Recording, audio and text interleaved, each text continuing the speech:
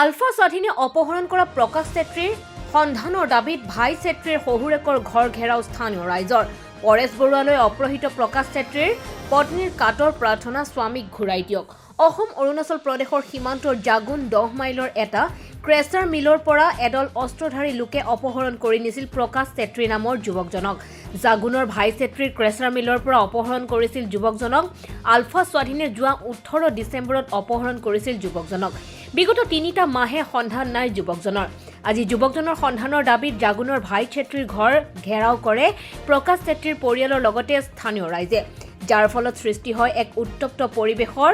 পত্নীৰ অভিযোগ 3 মাহে স্বামী প্ৰকাশ চেত্ৰীৰ সন্ধান দিব পৰা নাই প্ৰশাসন আৰু ক্ৰেচাৰ মিলৰ মালিক ভাই চেত্ৰীয়ে। প্ৰকাশ চেত্ৰীক সুস্থ শৰীৰেৰে উভতাই দিয়াৰ কাটৰ আহ্বান আলফা স্বাধীনৰ সেনাধ্যক্ষ পৰেশ বৰুৱালৈ অপহৃত প্ৰকাশৰ পত্নীৰ। আৰক্ষীয়ে প্ৰতিবাদস্থলীত উপস্থিত হৈ পৰিস্থিতি নিয়ন্ত্ৰণ কৰাৰ চেষ্টা চলাইছে। ইতিমধ্যে আপোনাৰ পোনপ্ৰথমে মই আলফা স্বাধীনৰ শ্ৰী পৰেশ বৰুৱা ডাঙৰীয়াক এই বিনম্ৰ কৰিছো যে মোক মোৰ হাজবেণ্ডক ঘূৰাই দিয়ক। তেখেতে যি ভাবি পেনে মোৰ হাজবেণ্ডক লৈ গৈছে, আমাৰ আপোনাৰ তেখেতৰ লগত একো নাছিলে।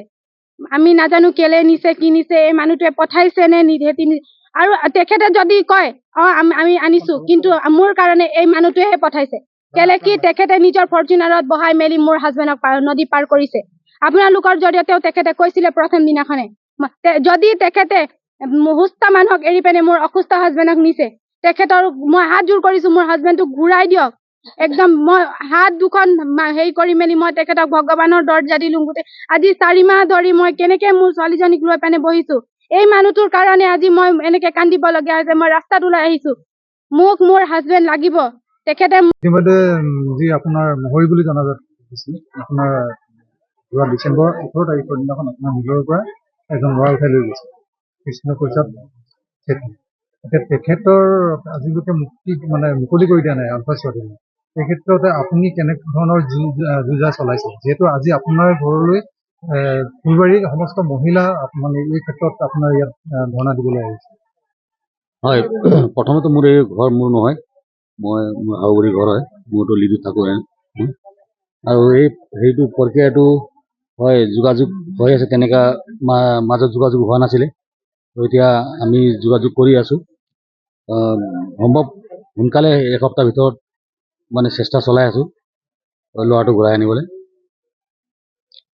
এতিয়া বিশেষকৈ এটা তেওঁলোকে জানিবলৈ দিছে যে আপুনি কোনো ধৰণৰ চেষ্টা অব্যাহত ৰখা নাই। ঘৰত তেওঁৰ ফেমিলিৰ লগত আজিলৈকে আপোনাৰ কোনো ধৰণৰ যোগাযোগ নাই বুলি তেওঁলোকে ইতিমধ্যে অভিযোগ উত্থাপন কৰিছে। এইটোতো একদম মিছা কথা। কালি ডিটেইলছ চালে হ'ব। কালি বাচ্চা বেমাৰ আছে বুলি ক'লে প্ৰকৃতাখন 5,000 টকা। মাৰ্ঘেৰিটাৰ পৰা সমীৰণ বৰঠাকুৰৰ ৰিপৰ্ট, এনি পলিটিকেল।